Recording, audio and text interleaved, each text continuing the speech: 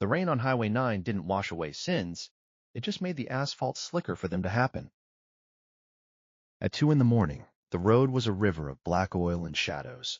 The silence of the night was shattered by the high-pitched scream of a German engine, a silver Porsche tearing through the storm at 120 miles an hour. Inside, Braden, the 20-year-old son of a senator, laughed, tapping the steering wheel to the base of the radio. He didn't see the sedan merging from the side road, or perhaps he just didn't care to look. There was no screech of brakes, just the sickening, wet crunch of expensive metal colliding with a family car. The impact sent the sedan spinning off the asphalt, cartwheeling into the ravine below. It vanished into the dark, rolling over rocks and snapping pine trees until a dull thud echoed up from the bottom. Braden's Porsche skidded to a halt 100 yards down the road. He sat there for a moment, the engine idling. Then he opened the door. He didn't look down into the ravine. He didn't call 911. He walked to the front of his car, cursed loudly at the cracked headlight and the scratch on his silver paint, and got back in. "Dad's gonna kill me about the paint," he muttered. He slammed the door, gunned the engine, and sped away, leaving the sedan leaking gas onto a scorching hot engine block in the pitch-black ravine. He thought no one saw him. He was wrong. From the broken window of a condemned garage on the ridge, a pair of blue eyes watched the taillights fade. Jax, 19 years old and invisible to the world, dropped his can of cold beans. He knew engines. He knew that sound at the bottom of the ravine. And he knew that in about 30 seconds, that leak was going to turn the night into an inferno. Jax didn't run away. He ran toward the flame. Jax was a ghost. That was the only way to survive when you had no address, no family, and no money. He lived in the skeleton of an old mechanic's shop off Highway 9, a place the county had condemned years ago. It was a tomb of rusted parts and oil stains, but it had a roof, and for Jax, that was enough. He was 19, but his eyes looked older. They were the eyes of a kid who had learned that the system wasn't broken. It was working exactly as intended, just not for people like him. He was wiry, his muscles corded from years of lifting scrap metal, his hands permanently stained with grease that no amount of cold water could scrub away. He had been working on a salvaged alternator by the light of a battery-powered lantern when the crash happened. The silence that followed the Porsche's departure was heavy, suffocating. Jack stood at the edge of the ravine. The rain lashed against his gray hoodie, soaking him instantly. Down below, in the throat of the dark woods, he saw a flicker, a spark. Then, a scream. It was high, terrified, and cut short by a coughing fit. "Help! Somebody!" The voice was young. Jax looked at his boots, worn out, taped together. If he went down there, he was involved. If the cops came, they'd find his squat. They'd arrest him for vagrancy, or worse, pin the accident on him just because he was there. The smart thing to do was to pack his bag and vanish into the woods. That was the survival instinct the streets had beaten into him. "Walk away, Jax. Just walk away." The flicker of light below grew into a steady orange glow. The smell of gasoline wafted up, sharp and deadly. "Please," the voice shrieked, cracking with panic. Jax cursed. A low, guttural sound. He couldn't do it. He couldn't be the guy who walked away.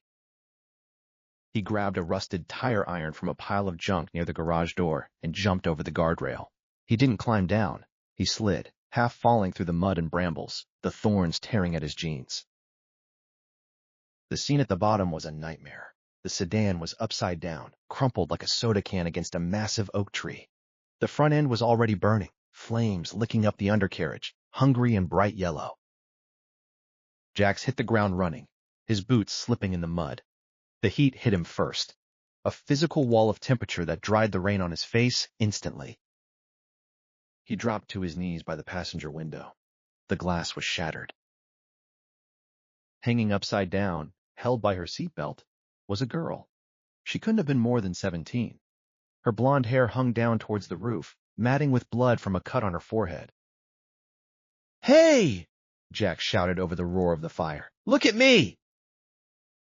The girl's eyes were wide, dilated with shock. she thrashed, which only made the seatbelt pull tighter. "It won't open! The door won't open!" Jax grabbed the door handle and pulled. It was jammed tight. The metal frame buckled from the impact. The fire was growing, moving from the engine block to the dashboard. The dashboard plastic began to melt, dripping like black wax. "Stop moving," Jax commanded, his voice surprisingly steady. "I'm going to get you out." He jammed the flat end of the tire iron into the gap between the door and the frame. He planted his feet in the mud, grit his teeth, and pulled. Physics was against him. The metal groaned, but it didn't give. "It's getting hot," the girl screamed. The flames were inches from her legs now. Jax roared, channeling every ounce of frustration, hunger, and rage he had held inside for years. He threw his entire body weight against the iron. His muscles burned, his knuckles turned white, and a vein popped in his neck. Screech. The metal tore. The latch snapped with a sound like a gunshot. Jax ripped the door open, the heat pouring out like a blast furnace. He reached in. The seatbelt mechanism was melted. He didn't have a knife. "Hold on," he choked out, coughing from the black smoke. He grabbed the jagged edge of a piece of broken glass from the window frame. Ignoring the way it sliced into his own palm, he sawed frantically at the webbing of the belt. The fire roared, consuming the front seats. The gas tank hissed, a sound every mechanic knows. The pressure was building. Come on, Jax gritted out. The belt snapped. The girl fell, and Jax caught her, his arms wrapping around her waist. He didn't wait. He didn't ask if she was okay. He dragged her out of the wreckage, hauling her through the mud. "Run!" he yelled, pulling her to her feet. She stumbled, her leg injured. Jax didn't hesitate. He scooped her up, adrenaline making her feel weightless, and scrambled up the muddy bank. They made it 20 feet. Boom! The explosion wasn't just a sound, it was a force. The gas tank ruptured, turning the night into a supernova. The shockwave hit Jax from behind like a sledgehammer. He threw himself forward, twisting his body to shield the girl. They hit the mud hard, Jax landing on top of her. He felt the heat sear through his hoodie. It felt like a giant iron had been pressed against his back. Shrapnel, glass, metal, burning plastic, rained down on them. A piece of jagged metal sliced deep into his upper arm, but he didn't let go of her. He buried her head into his chest, covering her ears with his hands. For a moment, the world was just ringing silence and the crackle of fire. Slowly, the debris stopped falling. Jax groaned, rolling off her. The pain in his back was blinding, a white-hot agony that made his vision swim. Are you okay?" he gasped, his voice raspy. The girl pushed herself up, trembling uncontrollably. She looked at him, her eyes adjusting to the firelight. She saw a boy with soot-smeared cheeks, piercing blue eyes, and a gray hoodie that was smoking on the back. "You saved me," she whispered. In the distance, sirens began to wail. The sound snapped Jax back to reality. Police, paramedics, questions, ID checks. "Stay here," Jax said, struggling to stand. He clutched his bleeding arm. "They're coming for you." "Wait," she reached out. "What's your name?" "Doesn't matter," Jax said, stumbling backward into the shadows of the tree line. "Just tell them you're safe." He turned and limped away, vanishing into the dark woods, just as the first blue and red lights cut through the rain. Jax made it back to the garage, but barely. Every step up the ridge was a battle against passing out. The adrenaline was fading, leaving behind a tidal wave of pain. His back felt like it was still on fire. His arm was throbbing in time with his heartbeat. He collapsed onto his sleeping bag, the smell of old oil and damp concrete offering zero comfort. He didn't have a first aid kit. He had a bottle of cheap vodka and a dirty rag. He bit down on a piece of leather scrap to keep from screaming as he poured the vodka over the gash in his arm. The sting was electric. He wrapped it tight with the rag, then tried to peel his hoodie off. The fabric stuck to the burns on his shoulders. He stopped, breathing heavy sweat dripping down his nose. He couldn't take it off. Not yet. He crawled to the dirty window and peeked through the cracks. Down on the highway, the scene was chaotic. Fire trucks, ambulances, police cars. They were swarming the wreck. Jax felt the familiar gnawing of paranoia. He was a squatter, a nobody. If they found him, they'd assume he caused it. They'd assume he was stripping the car, and it went wrong. Rich people, and whoever drove that sedan was rich, always needed someone to blame. He huddled in the corner, shivering from shock and the cold, watching the lights dance on the ceiling. He was a hero, but he felt like a fugitive. St. Jude's Hospital was quiet, except for the heavy boots echoing down the hallway of the ICU. Iron Duke, president of the Hellfire Motorcycle Club, did not run. He walked with the terrifying momentum of a landslide. He was 6'5", built like a brick wall, wearing a leather cut with the president patch over his heart. Behind him walked his sergeant-at-arms, a man named Rook who looked like he chewed barbed wire for breakfast. Nurses scattered. Security guards looked the other way. You didn't stop the Hellfire MC in this town. Duke burst into room 304. His daughter, Cassidy, was sitting up in bed, wrapped in bandages. Her face was bruised, her arm in a sling, but she was alive. The tension in Duke's shoulders, tension that had been there since he got the call, finally broke. He rushed to the bed, his massive, calloused hands gently cupping her face. "Cass," he choked out, his voice thick with emotion. "Baby girl." "Daddy," she sobbed, burying her face in his leather vest. He held her for a long time, rocking her slightly. When he finally pulled back, his eyes were dry, but they were hard as flint. "Who did this?" Duke asked softly. "The police said it was a hit and run." "It was a silver car," Cassidy said, wiping her eyes. "A sports car.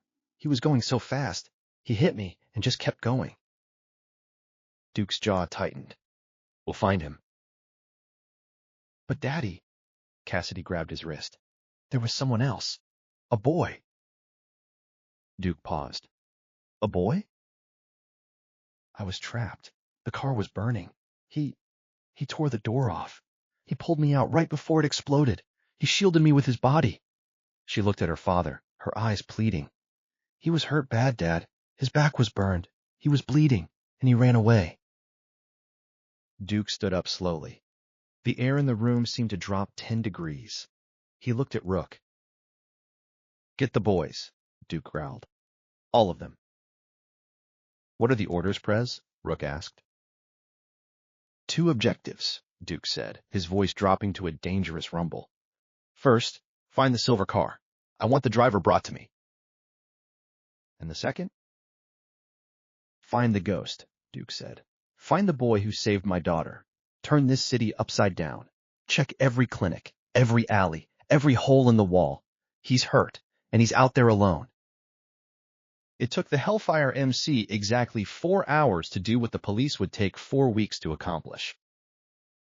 They didn't need warrants. They had eyes on the street. Bartenders, bouncers, homeless vets, street racers. They all respected, or feared, the Hellfire Patch. A tip came in from a chop shop on the east side. A silver Porsche had been dropped off urgently for bodywork by a nervous rich kid offering triple price for silence. Braden was at his father's gated estate, lounging by the pool, scrolling through his phone. He was drinking a mimosa, trying to forget the crunch of metal from the night before. It was just an accident, he told himself. Dad will fix it. Dad always fixes it. The sound of engines interrupted his thoughts. Not one engine.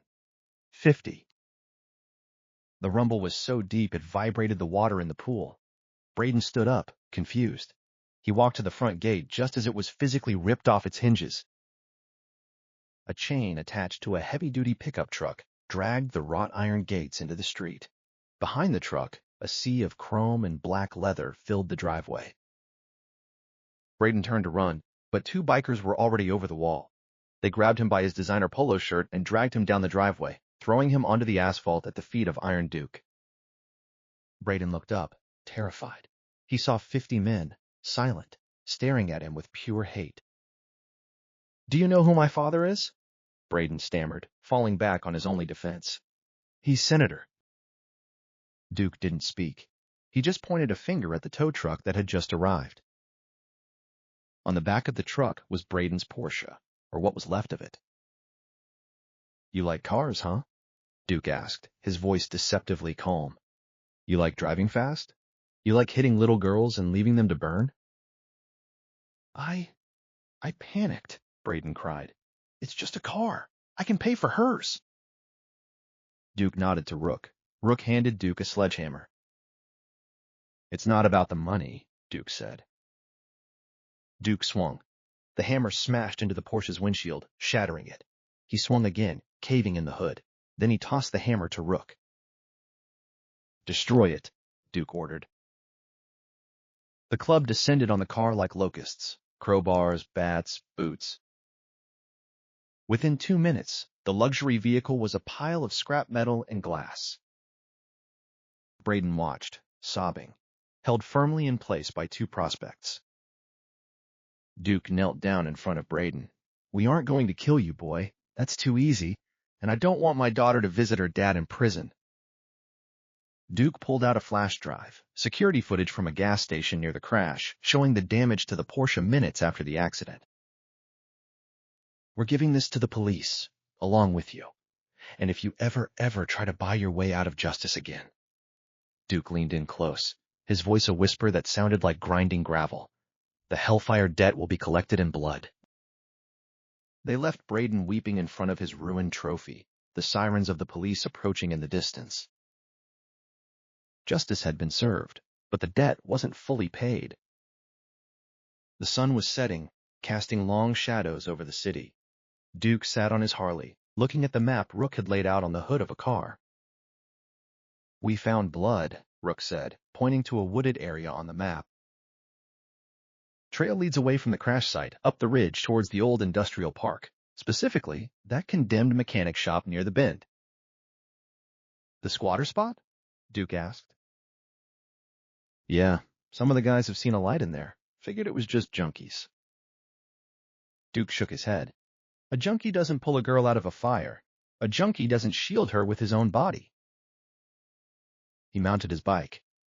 "We ride. But listen to me. No guns. No aggression. The kid is scared. He ran for a reason." "He might think we're the cops," Rook noted. "Or worse," Duke said. "He might think we're coming to finish the job." Jax was delirious. The fever had set in an hour ago. His arm was swollen, pulsing with heat. His back felt like tight, cracking leather. He was sitting against his workbench, clutching a heavy wrench.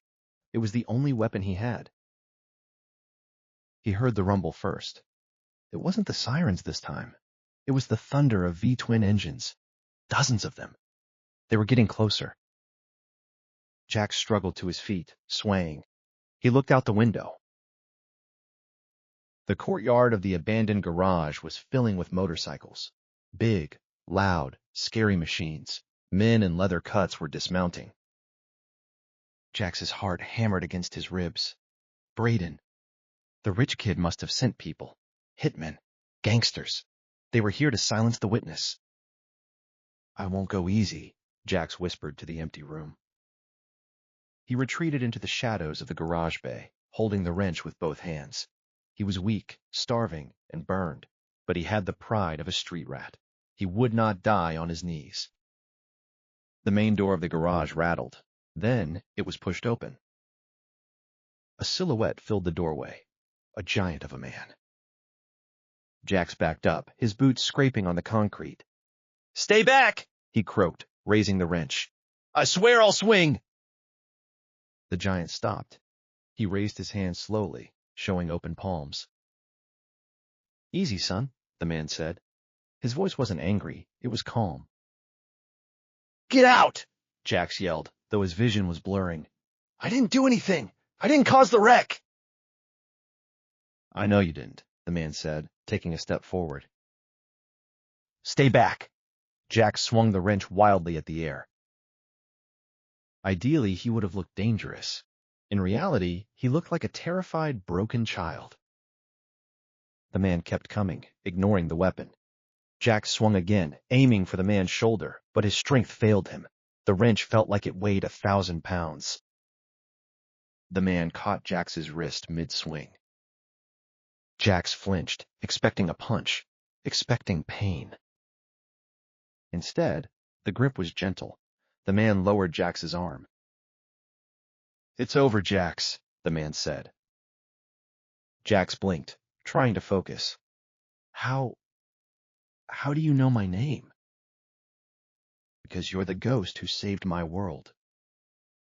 Duke looked at the boy. He saw the dirty bandages, the burned hoodie stuck to his skin, the gaunt face of a kid who hadn't eaten a real meal in weeks. And he saw the fire in the kid's eyes, the refusal to quit.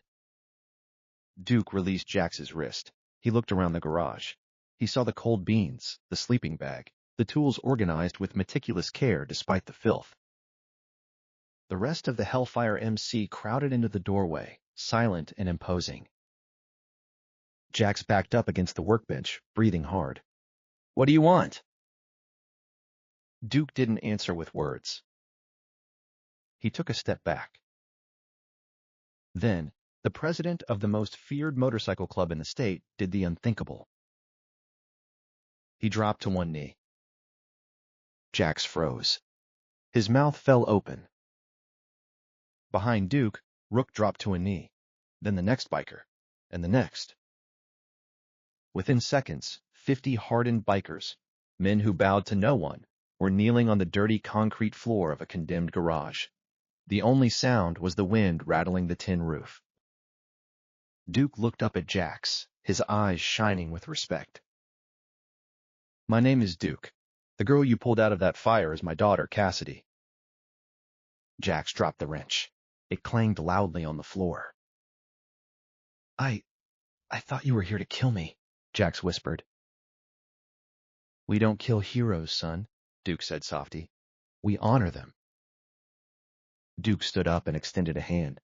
"You've been running a long time, Jax. You don't have to run anymore. I'm here to take you home." The adrenaline finally ran out. Jax's knees buckled. He fell forward, expecting to hit the hard concrete. He didn't. Duke caught him. Jax felt strong arms wrap around him, holding him up. For the first time in his life, he felt safe. "I got you," Duke murmured. "I got you." 3 weeks later. The smell of fresh paint and new oil hung in the air. Jax stood in front of the garage. It didn't look like a tomb anymore. The rust was gone. The windows were replaced. A brand new sign hung above the bay doors, Phoenix Customs. He adjusted the collar of his new leather jacket. It wasn't a cut. He wasn't a member, not yet. But it had a patch on the front that said, Hellfire Support. "Hey!" Jax turned. Cassidy was walking toward him, her arm still in a sling, but smiling. She looked healthy. "Dad says you're stalling," she laughed. "Customers are waiting." Jax smiled. A real smile, one that reached his blue eyes. Just taking it in. Duke walked up behind them. He placed a heavy hand on Jax's shoulder. He handed Jax a piece of paper. "What's this?" Jax asked. "The deed," Duke said. "I bought the building. It's yours. Legitimate. No more squatting. You earn your keep fixing our bikes, and you keep the profits." Jax looked at the paper. His hands shook slightly. It was a future. It was a life. "I don't know what to say," Jax said. "You don't say anything," Duke said, slapping him on the back. "You ride." Duke pointed to the driveway. Sitting there was a black and chrome Harley-Davidson Sportster. It wasn't new. It was a salvage title that had been rebuilt with meticulous care over the last 3 weeks. "We pulled it from a scrapyard," Rook grunted, walking up. "Figured you could relate." Jax walked over to the bike. He ran his hand over the tank. It was cold, solid, and beautiful. He looked back at the group. "Duke, Cassidy, Rook, and the rest of the club. They weren't just a gang. They were a wall of iron that stood between him and the world. He straddled the bike and turned the key. The engine roared to life, a deep, thumping rhythm that sounded like a heartbeat. Jax revved the engine, the sound echoing off the hills. He wasn't a ghost anymore. He was fire, and he was finally home.